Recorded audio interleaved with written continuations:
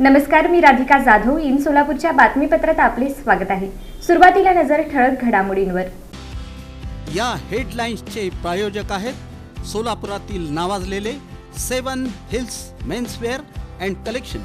आता best quality आणि perfect fitting फक्त 7 हिल्स मध्येच.